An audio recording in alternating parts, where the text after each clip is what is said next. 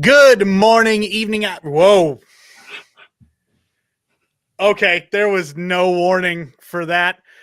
Good morning, evening, afternoon, whatever time of day it is where you're at. Welcome to Collider Dailies. I'm John Alditz, and I'm joined by something. Puppet Maggie. Okay, yeah, it's Puppet Maggie. It's smile time, right? Are we going to do this the entire episode? No? No. Can we? Okay, I was really not expecting. Where did that come from? I am a puppeteer, John. I have many of these. I have so many of these. Why does this not surprise me? All right. Okay. You got to give me a second here. That threw me off. Okay. Anyways, on today's episode, we're going to be talking about SAG Awards. But before we get into that, Maggie, how are you, human version of you? Human version of me is doing really good because the award shows so far have been very favorable to my favorite. And also, I felt like Puppet Maggie was fitting since we're talking about the SAG Awards, and like obviously puppeteering falls under the umbrella of SAG. So it felt very fitting for today's conversation, though unfortunately there were no puppets in any of this year's Best Pictures. That is, I mean, Oppenheimer with puppets. Oppenheimer. I would not. Here's the thing. I am a firm believer that we should have more like Muppet adaptations of stories. And I would love to see a Muppet adaptation of Oppenheimer. I think we should have Cillian Murphy surrounded by just Muppets. Yeah, that's the thing, is that it would just be Oppenheimer again, but just don't draw attention to the fact that it's Muppets. Yeah. Yeah. I'm on board for that. But anyways, let's go ahead and let's dive into this discussion here. I'm sorry, that intro is still just absolutely messing with me. First of all, so all in the game is asking, so all the main awards are pretty much decided now for the Oscars. Yeah, I mean, it seems like a foregone conclusion with a lot of these, but there's still room for some possibility, and we're going to be talking about that. But we're going to start things off right out the gate with Best Actor. The winner wound up being, of course, Cillian Murphy for Oppenheimer. Maggie, is this surprising to you at all? Because I feel like this is maybe the least surprising outcome that could have possibly happened. Yeah, this was honestly exactly what I expected. I am a voting member of, the Screen Actors Guild, so I tend to find that like my ballot is pretty consistent with what the actual turn of events are for the award show. Nobody ever asks my opinion on any of these like pundit podcasts or anything, but like I'm like 90% right every year. I know how my union votes, and I felt like Cillian was always like 100% a guarantee on this one. Like, yeah, Paul Giamatti is obviously like a very clear second for everybody, but it was always Cillian's to lose, and it was always a guarantee that he wasn't going to lose it. He's on that that path, and everything so far has really been his award to lose. So I think it's great. I think it was really long overdue. It's shocking now that I've been watching Peaky Blinders that show never really received any awards buzz ever, considering how good it is. So I'm glad that he's getting this recognition now. And he's obviously been giving like any type of award winning performance and like all of his roles. So I don't know, call it luck of the Irish. So obviously when it comes to the Best Actor, we've had a little bit of a battle. You mentioned it there with Paul Giamatti. It seems to be that it's either going to be Cillian Murphy or Paul Giamatti. It seems far more likely, at least in the opinion of a lot of people, that it's going to be Cillian Murphy. Do you think that this SAG win, does it make you feel more confident that that is going to be the case for the Oscars?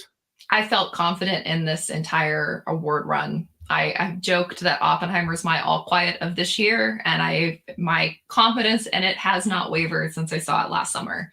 I will say it was very funny to watch a bunch of people bet like actual money on Paul Giamatti winning, and I'm like, guys, like I don't understand how some of it has just been, I don't know, we're very, at least in terms of like the Screen Actors Guild, we very much vote along the lines of like what you expect is going to happen. There's very rarely like actual true upsets. So I don't know where that was coming from. I will say that I would love to see Paul Giamatti win.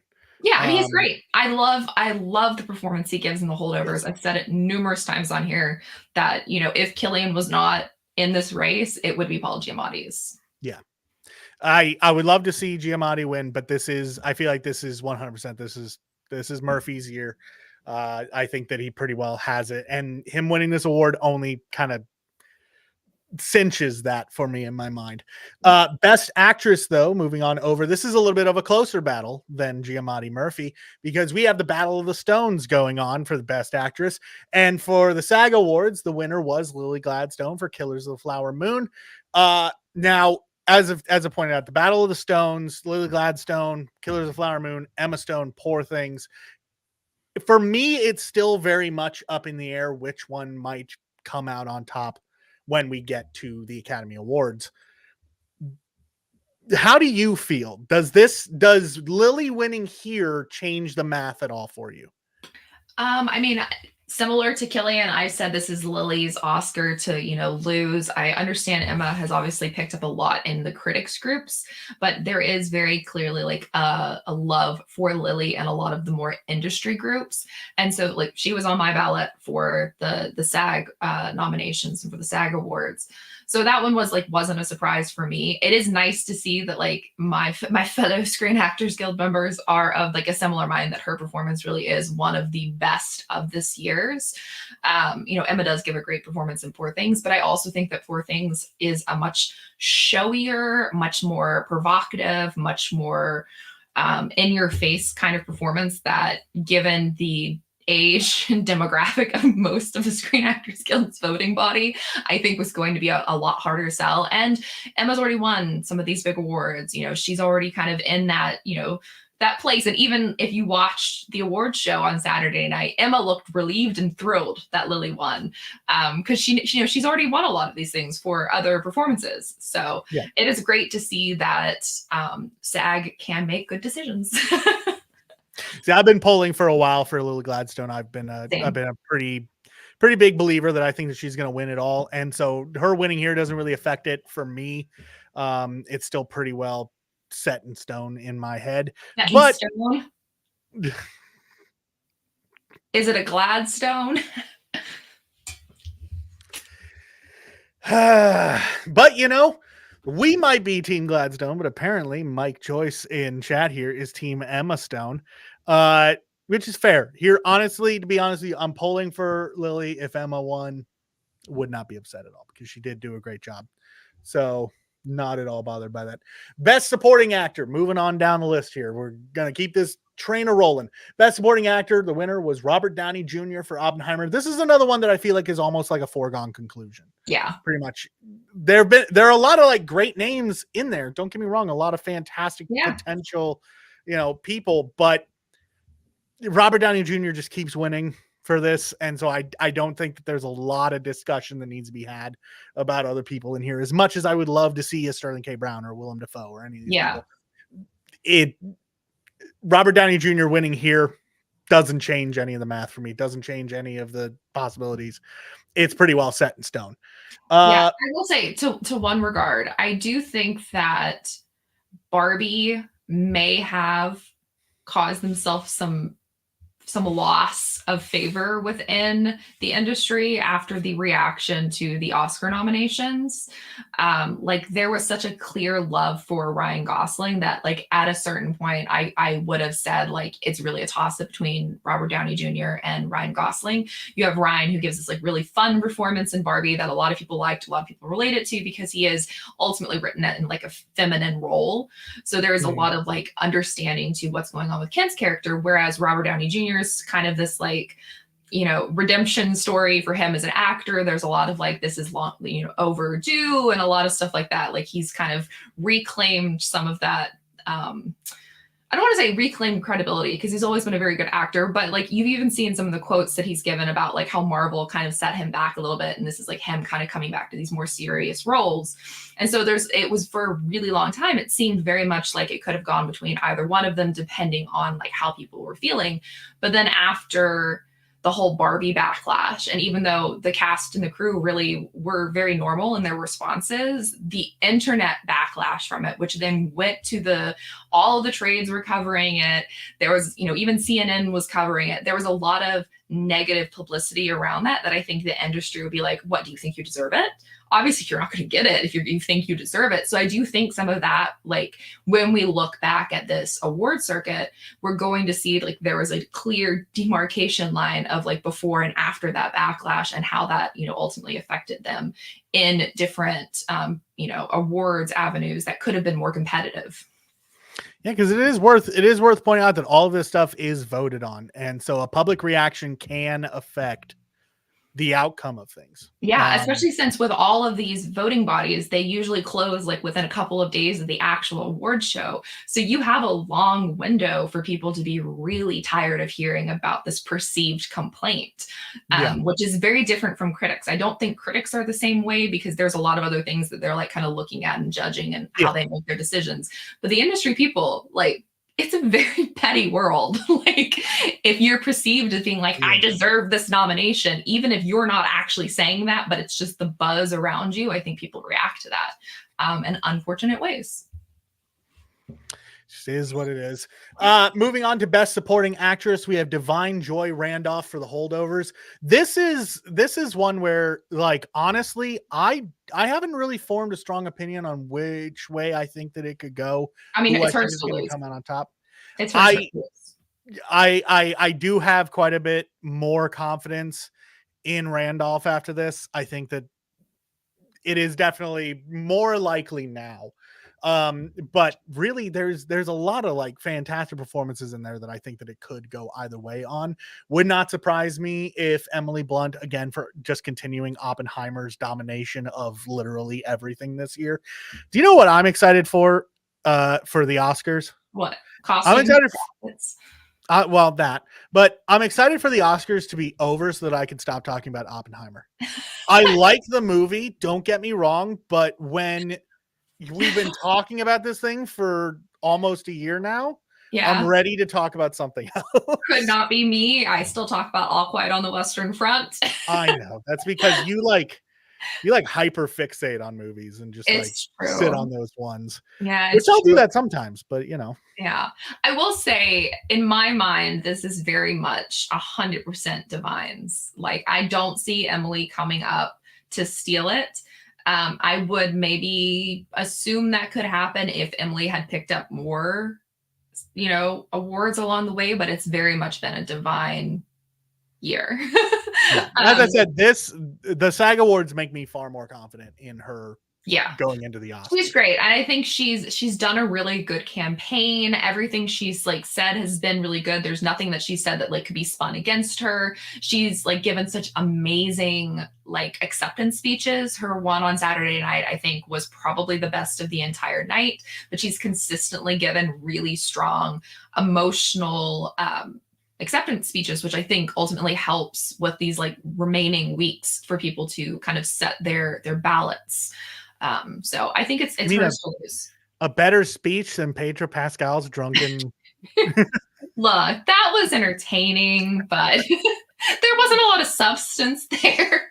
No, of course not. No, yeah, her speech was significantly better than pretty much anybody else's, but Pedro's was maybe the most entertaining. Yeah.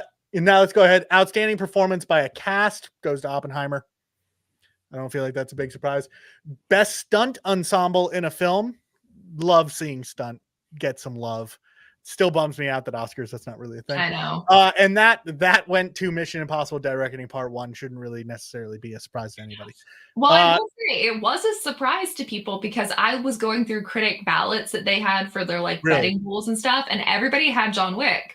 And I voted for Mission Impossible. I'm like, guys, never bet against Tom Cruise. No, yeah. Like the industry loves him. everybody wants to work with him, like except for a few people like Nicole Kidman doesn't want to work with him.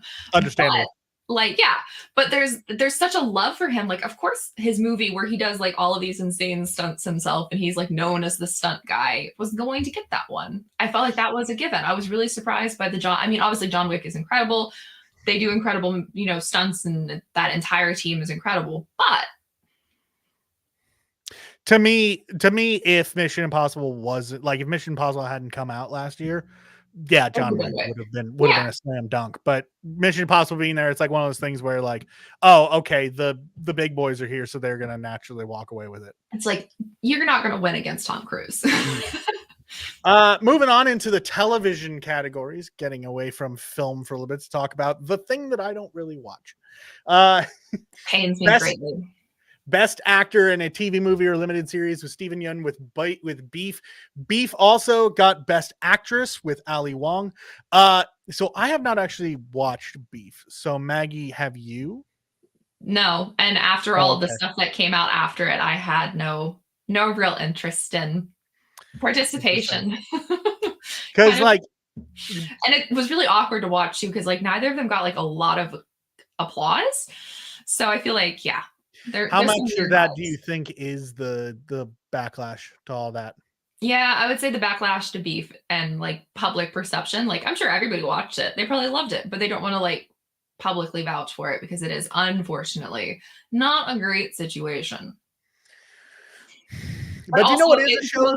Yeah, it was like the most unsurprising wins. I mean, basically, anytime there was a television category this year, you knew it was going to go to The Bear, Beef, or Succession. Pretty much. At least, in the drama side of things, for sure. Well, comedy, the comedy that is known as Beef. Or I don't know. Whatever. The show that I did watch, though, won Best Actor in a Drama Series, which is Pedro Pascal for The Last of Us. And then he proceeded to give like a drunken speech because I guess he didn't think he was gonna get up. No, I mean, that's a big win for genre television, which generally gets nominated, but it's always kind of like blocked out of the final win. I have to say this kind of reminded me of House of the Dragon winning for Best Ensemble last year, and that cast was entirely gone. There were 3 sheets to the win when they got up there because nobody expects genre television to win. So, I mean, it was a really big win, and I did vote for Pedro because I was like, he gave a really good performance in The Last of Us. Well, and I could understand Pedro not necessarily thinking that he was going to win, considering that he was going up against 3 Succession stars. Yeah. So, like the if I was a betting man going into this award show, I would have 100% put my money down on somebody from Succession winning, just because that's the one that like probably would have been Kieran Culkin. There you go. Which also provided some really great fodder for like the end of their like award season fictional Beef. That's been really entertaining to watch. So that was fun. That's the kind of Beef that I've been enjoying watching. Exactly. I appreciated that like my voting body went against the norm, which was everybody thinking it was going to be Succession across the board. So that was kind of fun. But another category where Succession didn't manage to absolutely just smoke the competition was Best Actress in a Drama Series, which went to Elizabeth Debicki for The Crown. That was another one that it seemed like not a lot of people expected, because a lot of people were expecting Sarah Snook on that one. Never underestimate the power of The Crown, as and All in the Game pointed out, for Princess Diana. Oh yeah, like that's just. You're talking about a historical figure that is beloved by many people, even still to this day. That doesn't surprise me as much as Pedro. Pedro winning, I think, was the bigger shock to me. But that being said, this is still one where a lot of people kind of figured it was going to go another way. So it was nice to see. It'll be interesting to see if he wins Pedro again when the things that happened to Joel happen in season 2. Because I think he has the potential to give an even more award-winning performance in season 2. I think it'll depend on the way they structure season 2, because if that happens as early on in the show as it happens, which it might with Fantastic Four, then I feel bad talking about this because it's hard to talk about this in any way, shape, or form that is in any way hiding what it is that we're talking about that happened. It's like the game has been out for how long? Yeah, it's true. If you don't know, Then I you should am not be on the internet. envious of your ability to avoid those kind of spoilers. But depending on how early on in the season it happens, Yeah. that's where I'm kind of like, is he gonna be up for awards? But it'll be interesting to does see he how that technically qualify as a guest star at that point? Yeah, it'll be interesting to see how it ultimately happens, especially with, we know Fantastic Four is coming, and that tends to be another genre that gets blocked out of more notable awards. So it'll be interesting to see the next time that he's actually on that ballot again.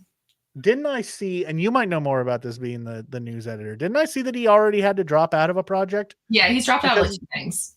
Yeah, because that was when that was more or less when everybody kind of knew what was going to happen with the casting for Fantastic Four. When he started dropping out of things, Joseph Quinn started magically dropping out of conventions that were scheduled for the specific dates that things were supposed to be filming.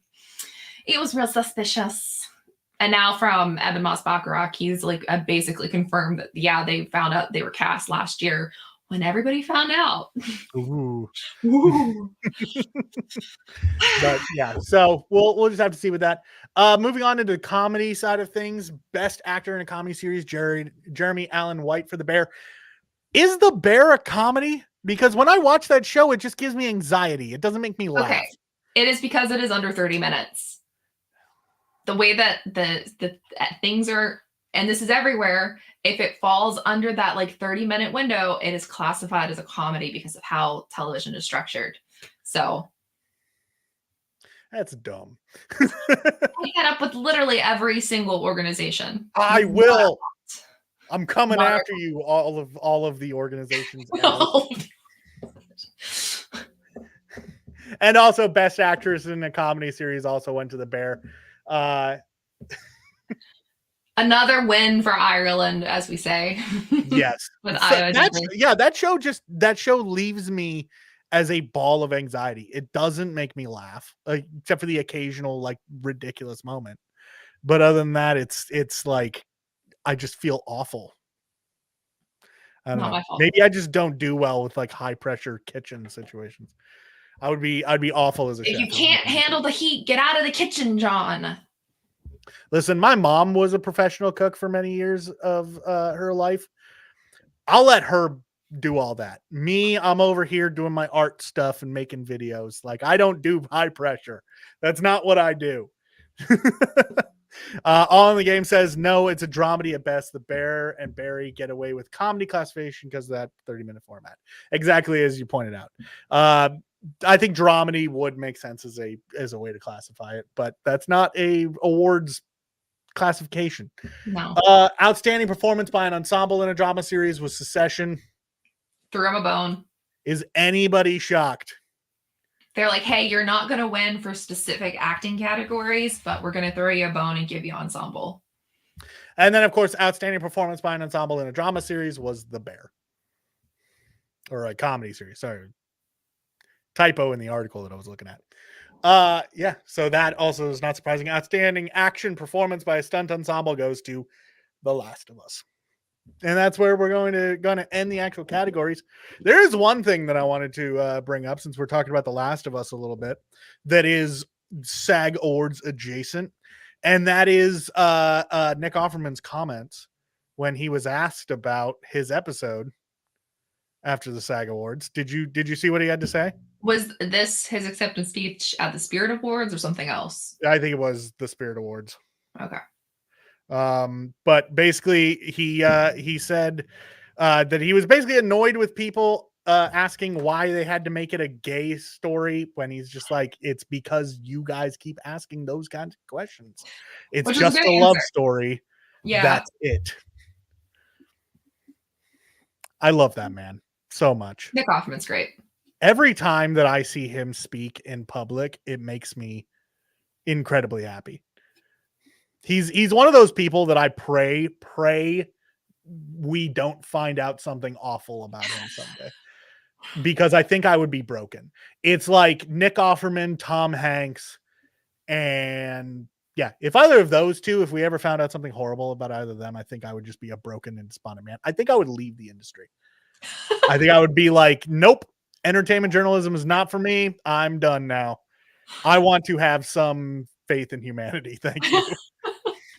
I have bad news for you. There's very little in this world to have faith in humanity for. So Oh, hush. All right, let's jump into the chat a little bit and see what people are saying over here. Jeremy Allen White needs to star in a Young Frankenstein remake. That's a take. I don't hate that, but that's not where I would have gone with him, to be honest. Because I feel like Young Frankenstein falls a lot heavier into the comedy side of things, and I do not think of him as like a. It's because he looks like what's his face. It's because he looks like what's his face. Does he look like Gene Wilder? Oh my God, yes. When you see a side by side of them, he looks tremendously like Gene Wilder. It's insane. I mean, I think I would have to see it side by side because right now in my head, I'm just not seeing it. Quickly Google Jeremy Allen White and Gene Wilder, and you will see pictures. The internet has already taken care of this for you. All right, let's see this. This is thrilling. Okay, I mean, I guess I can kind of see it. I don't think it lines up as much as some people. It's pretty uncanny. He looks more like Gene Wilder than I look like Dakota Johnson. Let's just say that. I don't think that's accurate. The Bear will likely dominate the next Emmy Awards in September. Yeah, if they keep doing what they're doing. Absolutely. I think that'll probably be what'll happen. Yeah. And that's all that we're really doing with chat. You guys are doing a really good job of talking along with us about all of this and talking to each other. And talking to each other, which honestly, I will say this right now, I think that is one of my favorite things is when you guys are talking amongst yourself. That is brilliant. I absolutely love when that happens. But anyways, that is where we're going to end today's show. Maggie, do you have anything coming down the pipeline that you want to plug? At some point in the coming days, I'm going to be chatting with Ben Browder for the 25th anniversary of Far Escape. So very excited about that. Keep your eyes out for that.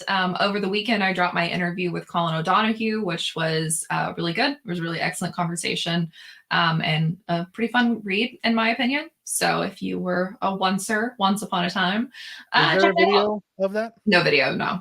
But I did really good at trying to explain it because he took me on a tour of the costume and props that he snatched from set. So I did my best to try to take the reader along with me since the video is just for me.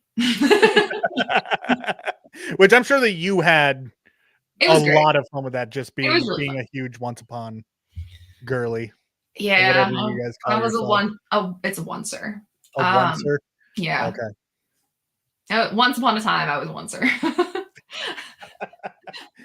Well, I'm glad to hear that you had a great time with that. I'm glad that it turned out as a great article. Everyone should go and check that out, Collider.com. Give that a read. Give all of the stuff that we have over there a read. We have some fantastic work being done by fantastic writers over there at all times, and also some fantastic video work. If you see an article thumbnail that has a little play button in the corner, and actually now I think it has a time code down in the corner as well to let you know how long the video element is. That just means that the article has a video to go along with it. A lot of times it's something meant to enhance the article in some way. It could be like an interview. It could be a clip from a show that we are allowed to show or something like that. It could be a feature video like is what I've been working on. Any of that kind of stuff, go over there and check that out. Read the articles, get informed, stay informed, all that wonderful stuff. We will be back tomorrow at the same time as always. I believe it will be Perry and Steve according to our schedule. So you have that to look forward to. But until we see you next, I hope you have a wonderful rest of your time. And yeah, take it easy.